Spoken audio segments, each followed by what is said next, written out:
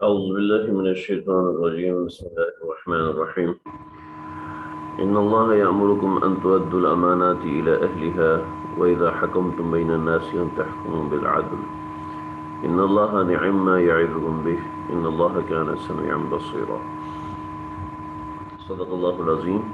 ہمارے آج کے سبق کا آغاز سورۃ النساء کی آیت نمبر 58 سے ہو رہا ہے۔ جیسا کہ میں نے ذکر کیا تھا، احکام سلطانیہ یعنی جو حکمران ہیں ان کو اللہ رب العزت نے اس سورہ کے اندر احکام بیان فرمائے ہیں کہ حکمرانوں کو کن کن چیزوں پہ چلنا چاہیے۔ یہاں کے احکام سلطانیہ میں حکم نمبر 1 ہے ان اللہ یأمرکم، مسلمانوں یقیناً، انا کا بہت سے ترجمے ہیں، انا کا ایک ترجمہ ہے بے شک،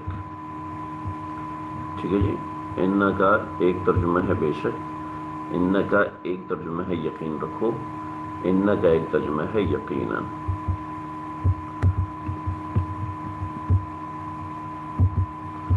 میں پہلے بھی بتا چکا ہوں، انا کا ایک ترجمہ ہم عام طور پہ بے شک کر سکتے ہیں، ٹھیک ہے۔ انا کا دوسرا ترجمہ ہے جو شیخ الاسلام حضرت مفتی تقی عثمانی صاحب نے، میں یقین کروں، یقین رکھو، یقین کرنا، ٹھیک ہے، جان لو کا ترجمہ ہم نہیں کریں گے یہاں پر یہ بنیادی طور پر، اور ایک ترجمہ یہ بھی کیا جائے کہ یقیناً۔ تو یہ 3-4 ترجمے انا کے آپ حضرات ذہن میں بٹھا لیجئے، ان میں سے کوئی ایک ترجمہ جہاں سمجھ میں آتا ہے وہاں پر فٹ ہو سکتا ہے، وہاں پر فٹ کر لیا جائے۔ تو انا کا یہ معنی ہے یقین رکھو، یقین کرو، ان اللہ یأمرکم، یقیناً اللہ تعالیٰ، یأمرکم، اس کو میں نے ہٹایا، ان اللہ یأمرکم، یقین رکھو اے مسلمانوں، یأمرکم کہ اللہ تعالیٰ حکم دیتے ہیں تم کو، کس بات کا؟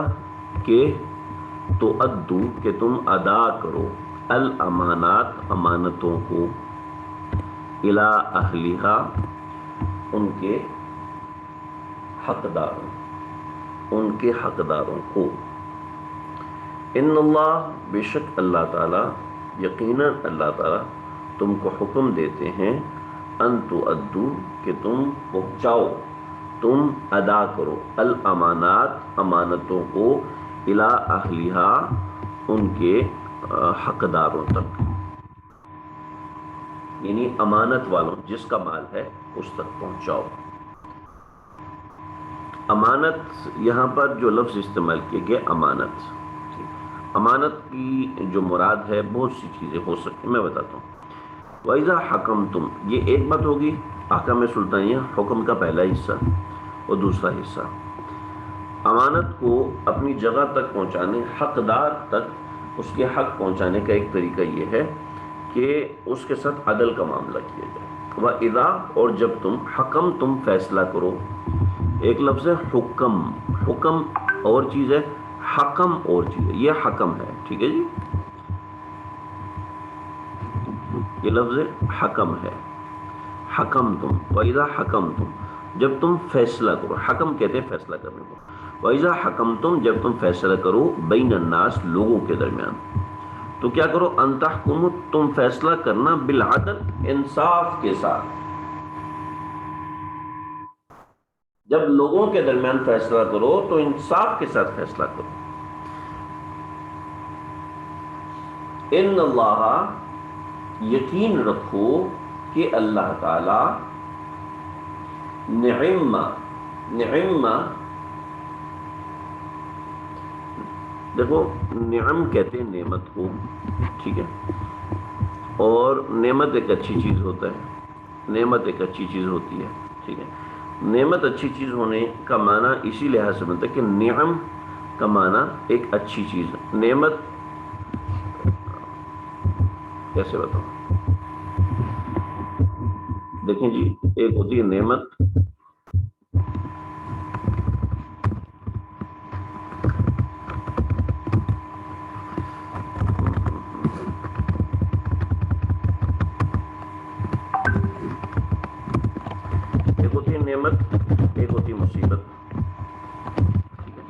نعمت ہوتی ہے اچھی چیز اور مصیبت ہوتی ہے بری چیز.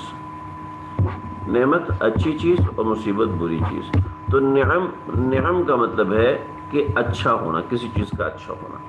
ان اللہ، یقین رکھو کہ اللہ کی ذات وہ ہے، نعم ما یعظکم بھی، وہ تمہیں اچھی بات کی ہی نصیحت کر. یعظ نصیحت کرنے کو کہتے ہیں، تم کو اللہ تم کو اچھی بات ہی کی نصیحت کرتا ہے.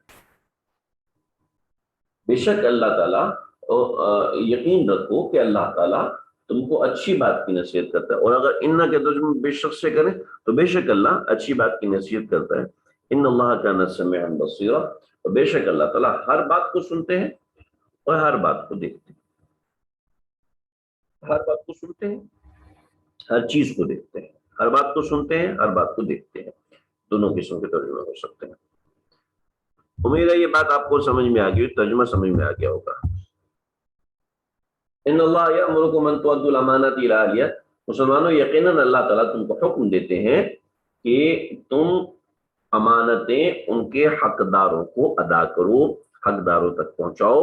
وَإِذَا حَكَمْتُمْ بَيْنَ النَّاسِ، اس کا ایک طریقہ یہ ہے کہ جب تم فیصلہ کرو لوگوں کے درمیان، تو ان تحکموا بالعدل، تو تم انصاف کا فیصلہ کرو، انصاف کے ساتھ فیصلہ کرو. اور یقین رکھو کہ اللہ تعالیٰ ان اللہ نعم، بہت ہی اچھی چیز کی، یعظکم بھی، نصیحت تم کو کرتے ہیں. ان اللہ کان سمیعا بصیرا، اور بے شک اللہ تعالیٰ ہر بات کو سنتے ہیں اور ہر چیز کو دیکھتے ہیں. یہ ہو گیا اس کا ترجمہ.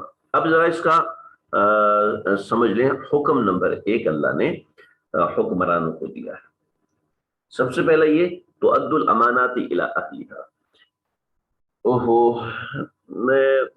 مجھے آج ہمارے ایک بہت ہی عزیز ساتھی ہیں بھائی عامر کمال صاحب، ہمارے حضرت والا مولانا شاہ عبد المتین صاحب سے ہر وقت تقریباً رابطے میں ہوتے ہیں، اور بہت ہی نیک ساتھی ہیں. ان کے والدہ محترمہ کا آج انتقال ہوا ہے، تو عشاء کی نماز میں ہو سکتا ہے کہ مجھے ان کی والدہ صاحبہ کا جنازہ عشاء کی نماز میں ہوگا، ہو سکتا ہے کہ مجھے ان کی طرف جانا ہو. تو اس وجہ سے میں نے کہا کہ ناغے سے بچنے کے لیے ہم اس وقت پڑھ لیں. تو بہت سے میں دیکھ رہا ہوں کہ چند ایک ساتھی اس وقت موجود نہیں ہیں، تو یہ ہے کہ ان تک ریکارڈنگ پہنچے گی، لیکن ان کو بعد میں ہو سکتا ہے تکلیف ہو. تو میں پہلے سے اعتذار پیش کر رہا ہوں کہ وجہ یہی ہے کہ مجبوری ہو جاتی ہے، مصروفیات صبح سے لے کے شام تک بہت زیادہ ہیں. تو یہ ایک اور کام لیا ہوا ہے تاکہ اللہ تعالیٰ اللہ کرے تو قرآن کی آواز پہنچ سکے دنیا کے کونے کونے تک، چپے چپے تک. اب دیکھیں جی، مسئلہ ایسا ہے، پہلے اس آیت کو سمجھ لیں، پھر ہم اس کا شأن نزول بھی سمجھتے ہیں. دیکھیں جی، بات یہ ہے کہ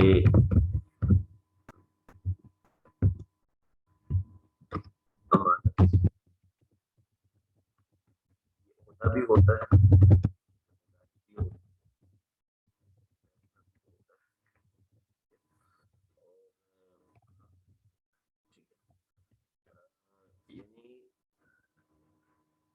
آپ کے ذمے ہے کہ آپ نے ایک علاقے کا جج مقرر کرنا ہے کسی شخص کو. تو یہ ایک عہدہ ہے، آپ کے ذمے امانت ہے کہ آپ کسی ایماندار آدمی کو جج مقرر کریں. آپ کی ذمہ داری ہے کہ آپ کسی ایماندار انسان کو جج مقرر کریں. آپ کی ذمہ داری ہے کہ آپ یہ فیصلہ کہ کون ایماندار ہے اور کون بے ایمان ہے ایمانداری سے کریں. آپ کے ذمہ ہے کہ جج جو لوگوں کا حق ادا کرتا ہے، آپ اس کے لیے کسی صحیح بندے کا انتخاب کریں. تو اب دیکھیں جی، جو عہدہ ہے وہ کسی صحیح بندے تک پہنچا دینا. آپ ایک جگہ پر قاضی ہیں، کیونکہ یہ احکام سلطانی ہے. دیکھیں، احکام سلطانی کا مطلب ہے کہ بڑوں کے لیے احکامات ہیں. تو آپ ایک جگہ پر آپ نے کسی شخص کو ڈاکٹر رکھنا ہے، آپ ایچ آر مینیجر ہیں، آپ نے وہاں پر ایک کلرک کو رکھنا ہے. تو آپ کو دیکھنا ہے کہ آپ کلرک رکھنے میں کسی کے ساتھ بے ایمانی نہ کریں. آپ نے کسی جگہ پہ ایک شخص کو متعین کرنا ہے، آپ نے کسی کو نوکری دینی ہے، آپ نے کسی کو اس کا حق ادا کرنا ہے، تو اس کا حق صحیح سے ادا کرے. جیسے اس کے شوہر ہے تو شوہر ہونے کے ناطے اپنی بیوی کا حق صحیح سے ادا کرے. ہمارے ہاں عام طور پہ جو امانت کی ادائیگی صحیح نہیں ہوتی، بے ایمان انسان کو رکھ لیا جاتا ہے، رشوت کی بنیاد پر رکھ لیا جاتا ہے، ایسے بہت سے معاملات ہوتے ہیں. چنانچہ ان اللہ یامرکم ان تؤدوا الامانات الی اہلہا، کہ عہدہ جو ہے وہ اس کے اہل کو دیا جائے، کسی نااہل کو نہ دیا جائے. ایک بات یہ ہوگی، چنانچہ اس حساب سے یہ احکام سلطانی ہے. وَإِذَا حَكَمْتُمْ، اور جب تم فیصلہ کرو تو لوگوں کے درمیان انصاف کے ساتھ فیصلہ کرو. آپ صلی اللہ علیہ وسلم جب کعبۃ اللہ میں داخل ہوئے ہیں فاتح کے فتح ہونے کے بعد، تو کعبۃ اللہ کے دروازے تک پہنچے تو آپ کو یاد آیا ایک مرتبہ آپ صلی اللہ علیہ وسلم کعبۃ اللہ میں تشریف لائے تو کچھ دیر ہو گئی تو کعبۃ اللہ کا دروازہ بند کیا جاتا تھا. کعبۃ اللہ پہلے کعبۃ اللہ کی جو تعمیر تھی وہ اس طریقے سے تھی، کعبۃ اللہ کی تعمیر اس طریقے سے تھی، یہ جو آپ دیکھ رہے ہیں اس طریقے سے تعمیر تھی کعبۃ اللہ کی، اور اس طرف دروازہ تھا اور داخل ہونے کا اور اس طرف دروازہ تھا نکلنے کا. یہ حتیم کا حصہ کعبۃ اللہ کے اندر داخل تھا، حتیم کعبۃ اللہ میں داخل تھی، تو یہ اس طریقے سے کعبۃ اللہ کی تعمیر تھی اور چھت اوپر سے کھلی ہوا کرتی تھی. تو یہ اس طریقے سے کعبۃ اللہ کی مکمل باؤنڈری جو ہے وہ کور کی ہوئی تھی. یہاں سے لوگ داخل ہوتے تھے اور یہاں سے لوگ باہر نکلتے تھے. اب بات یہ ہے کہ اس دروازے کی چابی ہوتی تھی حضرت عثمان بن ابی طلحہ کے پاس، جو کہ اس وقت مسلمان نہیں ہوئے تھے. تو مشرکین نے کیا کیا، اور اس کی چابی کسی اور کے پاس ہوا کرتی تھی. جب مشرکین نے کعبۃ اللہ کو تعمیر کیا تو کعبۃ اللہ کی تعمیر کے وقت انہوں نے کعبۃ اللہ کو ایسے تعمیر کیا کہ دروازہ اس کا اوپر کر دیا کہ اس میں ہر کوئی بندہ داخل نہیں ہو سکتا تھا، اور اس کی چابی جو ہے عثمان بن ابی طلحہ کو دے دی، یعنی عثمان بن ابی طلحہ کے خاندان کے پاس آئی. جب آپ صلی اللہ علیہ وسلم ایک رات تشریف لائے تو آپ نے فرمایا کہ میرے لیے کعبۃ اللہ کو کھولو، تو عثمان بن ابی طلحہ نے منع کر دیا. تو آپ نے فرمایا کہ دیکھنا عثمان، ایک دن ایسا آئے گا کہ تم کعبے کی چابیاں لے کے خود میرے پاس آؤ گے. تو عثمان بن ابی طلحہ کہنے لگے کہ اس دن سے پہلے تو میں مرنا پسند کروں گا. لیکن جب کعبۃ اللہ کو فتح کیا گیا تو آپ صلی اللہ علیہ وسلم کعبۃ اللہ کے دروازے تک پہنچے تو عثمان بن ابی طلحہ کنجیاں لے کر آئے اور کنجیاں لے کر آپ صلی اللہ علیہ وسلم کو دیں. آپ نے چابیاں کھولی اور اندر حضرت بلال کو چابیاں دی. حضرت بلال نے کنجی سے تالا کھولا اور کعبۃ اللہ کے اندر جا کے آپ صلی اللہ علیہ وسلم نے نماز پڑھی، اور نماز پڑھنے کے بعد آپ علیہ السلام باہر تشریف لائے.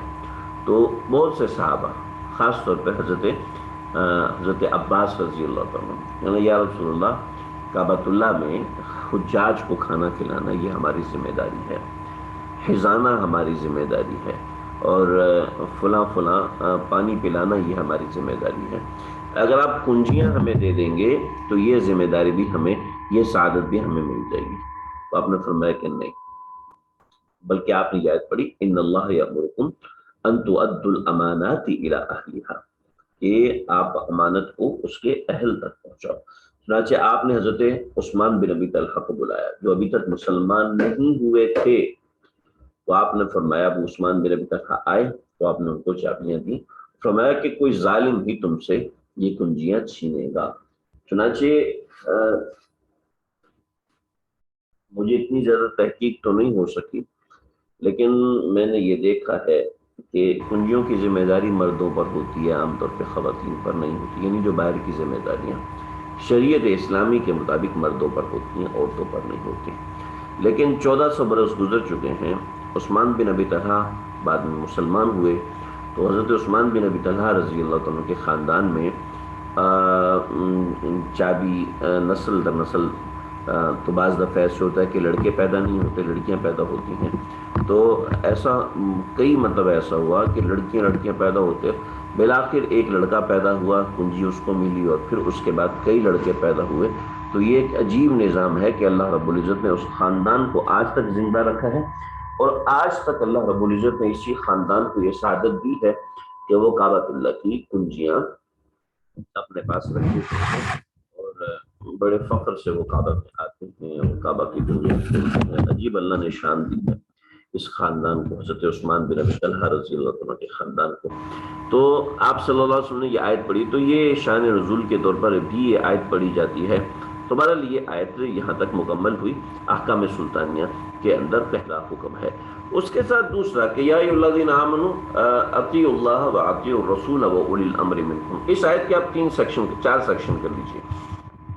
پہلا سیکشن ایمان والوں کو حکم دیا، حکمرانوں کو تو حکم دیا کہ تم نے یہ فیصلہ کرنا ہے، لیکن رعایا کو کیا حکم دیا؟ Number 1 section number 1، number 2، number 3 section number 3، number 4، یہ 4 قسم کے سیکشن۔ یا ایھا الذین آمنوا، اے ایمان والو، تمہیں 4 قسم کا حکم ہے۔ نمبر 1 اطیعوا اللہ، اللہ کی اطاعت کرو، پہلا سیکشن مکمل۔ دوسرا واطیعوا الرسول، رسول اللہ صلی اللہ علیہ وسلم کی اطاعت کرو، سیکشن نمبر 2 مکمل۔ وَأُولِي الْأَمْرِ مِنْكُمْ، اور تمہارے اندر جو صاحب اقتدار ہے ان کی اطاعت کرو۔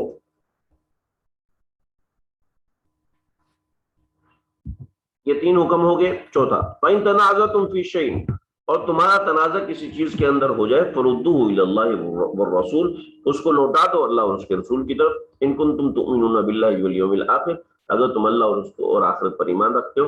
ذَلِكَ خَيْرٌ، یہ بہترین طریقہ ہے۔ وَأَحْسَنُ تَأْوِيلًا، اور اس کا انجام بھی سب سے بہتر، احسن سب سے بہتر ہے، اس کا انجام بھی سب سے بہتر، یہ بہترین طریقہ ہے اور اس کا انجام بھی سب سے بہتر ہے۔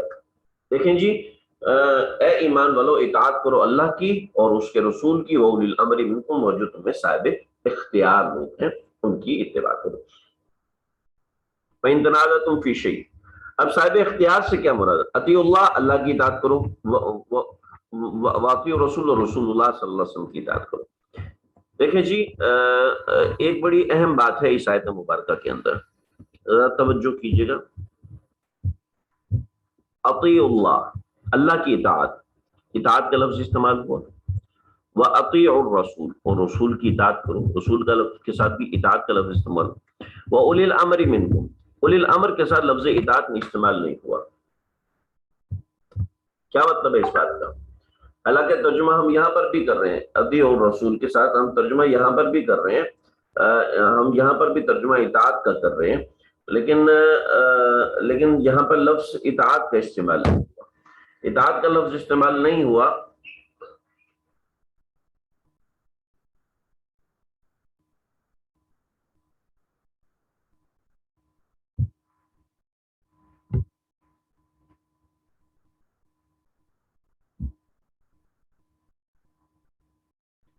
اطاعت کا جو لفظ استعمال ہوا ہے وہ اطیعوا اللہ واطیعوا الرسول،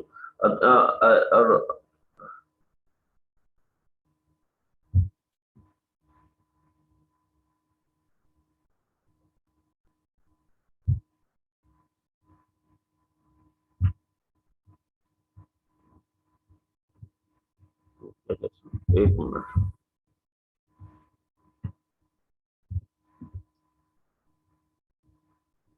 میں سمجھ نہیں پا رہا کہ کیسے نظر نہیں آ رہا، میرے سامنے تو سب کچھ کھلا ہوا ہے۔